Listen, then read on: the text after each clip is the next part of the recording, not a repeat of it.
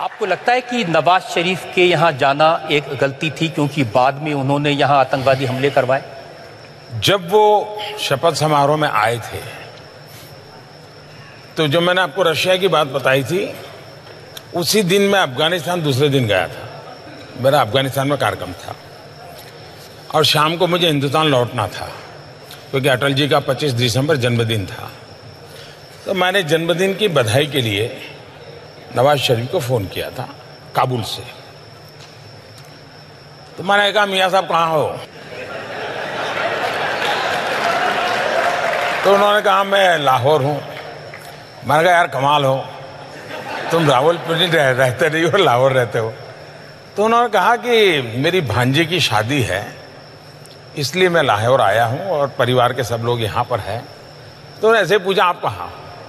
मैं कहा, मैं काबुल हूँ और हिंदुस्तान जा रहा हूँ। तो बोले, आप यहाँ होकर के जाइए। मैंने कहा, भाई अब अचानक तो कैसे बनाऊँगा? नहीं, बोले आप जाते ही बोले हम 10 मिनट के लिए मिल लेंगे, आप आइए। तो मैंने हमारे विदेश मंत्री सुषमा जी को फ़ोन किया काबुल से। मैंने उनसे कहा कि भाई मैं तो धर्म संकट में फंसा हूँ, मैंने इनको बधाई के लिए फ़ोन किया और उनका बड़ा आग्रह है और मेरा मन करता है कि जाएं तो अच्छा रहेगा, आपका क्या मत है? बोले, मुझे अच्छा लगता है कि आप ही तय करो। बाद में मैंने हमारे NSA को, SPG को, सबको बुलाया तो सब परेशान थे कि साहब हमारे पास न वीज़ा है, न सिक्योरिटी अरेंजमेंट है, न वहाँ कोई अता पता है, सीधे जाके लैंड कर। मैंने कहा, चलो यार देखा जाएगा।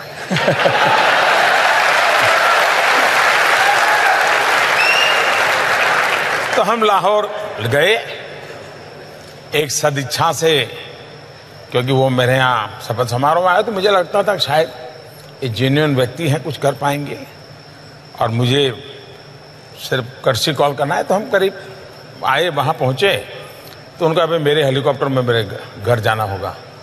नॉर्मली एक देश का मुखिया दूसरे देश में किसी दूसरे के जहाज में नहीं बैठता है, सोचता है 50 बार।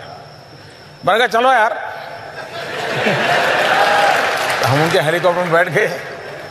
तो उनके हेलीकॉप्टर में हम गए, उनके परिवारजनों से मिले, चाय वगैरह पिया, गुड़ी गुड़ी बातें हुई। बाकी तो कोई सीरियस नहीं, काफ़ी लोग थे हम लोग। लेकिन पूरे पाकिस्तान में एक मैसेज गया कि भारत सचमुच में पाकिस्तान का बुरा नहीं चाहता है। और ये सबसे बड़ी सफलता थी मेरी 1 घंटे की इस विजिट की। कॉमन मैन, पाकिस्तान के कॉमन मैन के दिल में जो झूठ फैलाया गया था, उसको मैसेज चला गया कि हिंदुस्तान पाकिस्तान की आवाम का भला चाहता है।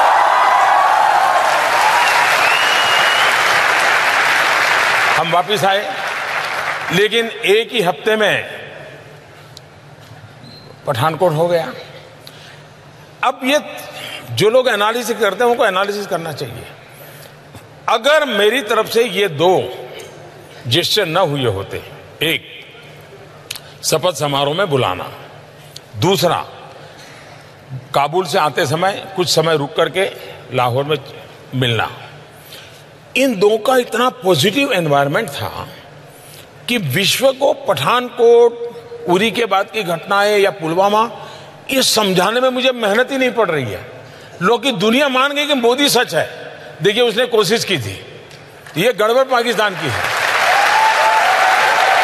तो ये 2 घटनाएं ने हिंदुस्तान को आने वाले कई वर्षों तक लाभ होने वाला है।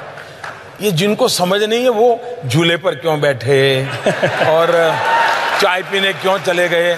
कुछ लोग तो बिरयानी बीच में ले आए हैं। हाँ। तो ये लोगों को कुछ समझ ही नहीं है जी। या तो उनके दिमाग में राजनीति इतनी भर गई है कि राष्ट्रनीति भूल जाते हो। राष्ट्रनीति सर्वोपरि होती है, राजनीति तो बात की बात होती है। लेकिन देश का दुर्भाग्य है कि अब, और मेरे नसीब में ऐसा विपक्ष मिला है, मैं क्या करूं।